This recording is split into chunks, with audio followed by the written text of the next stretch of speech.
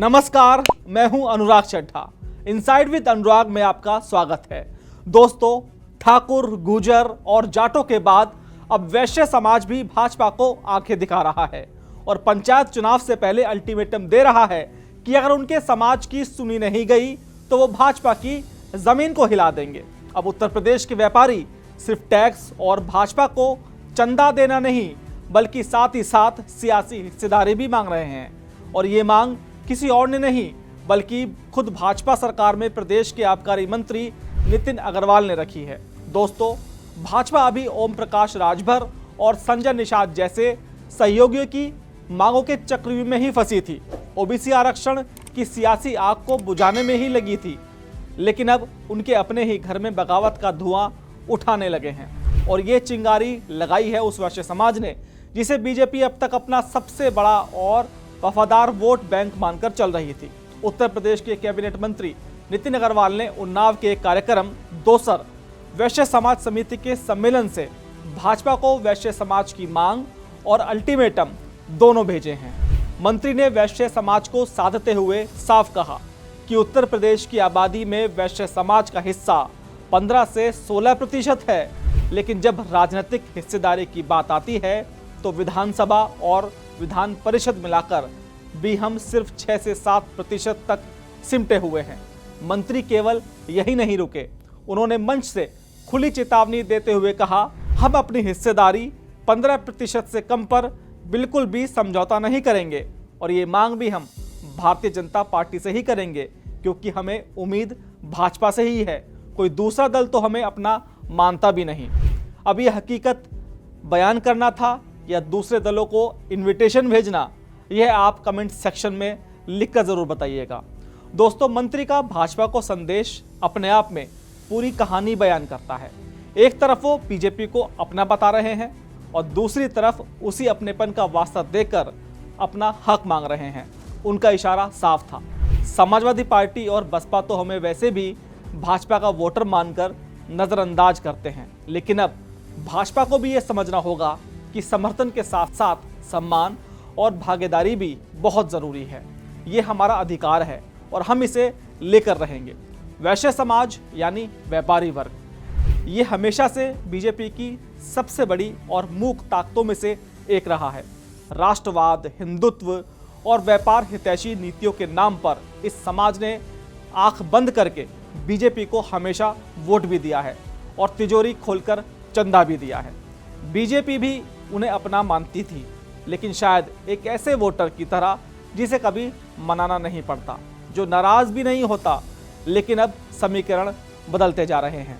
वैश्य समाज देख रहा है कि कैसे ओम प्रकाश राजभर और छोटी सी पार्टी के दम पर सत्ता में बड़ी हिस्सेदारी लेते हैं, कैसे अनुप्रिया पटेल और संजय निषाद अपनी जातियों के नाम पर मंत्री पद और राजनीतिक ताकत हासिल कर लेते हैं।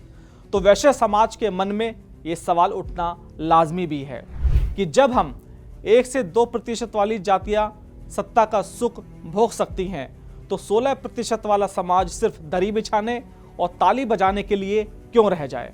और यही महत्वाकांक्षा वैश्य समाज की भी है कि वो भी सरकार में शामिल होकर नीतियां बनाना चाहते हैं। यहाँ पर व्यापारी वर्ग की इस आवाज़ को उठाने वाले नितिन अग्रवाल के बैकग्राउंड को समझना भी बहुत ज़रूरी है। नितिन अग्रवाल कद्दावर नेता नरेश अग्रवाल के बेटे हैं, जो दशकों तक समाजवादी पार्टी में रहे और फिर बीजेपी में आए। वो राजनीति के माहिर खिलाड़ी हैं और जानते हैं कि सही समय पर सही मुद्दे को कैसे उठाया जाए। इस समय भाजपा को उसी का गठबंधन घेर रहा है, कभी निषाद, कभी राजभर तो कभी ठाकुर। ऐसे में नितिन अग्रवाल भी जानते हैं यही सही मौका है जब उन्हें भी भाजपा को घेर कर अपनी मांगे रख लेनी चाहिए, वरना कहीं देर ना हो जाए। क्योंकि अगर एक बार टिकट बंटवारा हो गया तो फिर कुछ नहीं हो सकता। मान लीजिए बीजेपी वैश्य समाज को उनकी आबादी के हिसाब से यानी कि 15-16% की हिस्सेदारी देने का फैसला करती है, यानी ज़्यादा टिकट, ज़्यादा मंत्री पद, तो सवाल उठता है कि ये सीटें और पद आएंगे कहाँ से।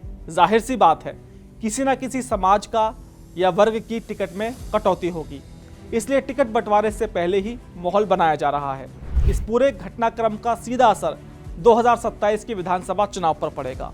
अखिलेश यादव का पीडीए का नारा जब तक वैश्य समाज को अपनी ओर आकर्षित नहीं कर पाया, लेकिन राजनीति में कुछ भी स्थायी नहीं होता। अगर बीजेपी से वैश्य समाज की दूरी बढ़ती है तो सपा इस खाई को पाटने की कोशिश जरूर करेगी। वो व्यापारियों को सुरक्षा और सम्मान का भरोसा देकर अपने पाने में लाने का दाव चल सकती है। लेकिन वैश्य समाज सपा का रुख करेगा या नहीं, ये बड़ा सवाल है। वैश्य समाज भले ही सपा को वोट ना दे, लेकिन उसकी नाराजगी बीजेपी के लिए घातक साबित हो सकती है। नाराज व्यापारी अगर वोटिंग के दिन घर बैठ गया या उसने बीजेपी को मिलने वाली फंडिंग पर लगाम लगा दी तो बीजेपी की चुनावी मशीनरी की रफ्तार धीमी पड़ सकती है। ये वो खतरा है जिसे बीजेपी नजरअंदाज बिल्कुल नहीं कर सकती, क्योंकि ये लड़ाई अब लखनऊ की विधानसभा में हमारी जाति के कितने विधायक और मंत्री हैं हो चुकी है, और इस लड़ाई में वैश्य समाज ने भी अपनी एंट्री का ऐलान कर दिया है। तो दोस्तों, बीजेपी जो अब तक ओबीसी आरक्षण के चक्रव्यूह में फंसी थी, अब उसके सामने अपने ही कोहिनूर यानी कि वैश्य समाज को बचाने की बड़ी चुनौती सामने खड़ी हो गई है। जो बनिया समाज कल तक बही खाते में व्यापार का हिसाब लिखता था, आज वो सियासत के बही खाते में अपनी हिस्सेदारी का हिसाब मांग रहा है, और इस हिसाब को बीजेपी को चुकाना ही होगा, आज नहीं तो कल। आपको क्या लगता है, क्या वैश्य समाज की ये मांग जायज़ है?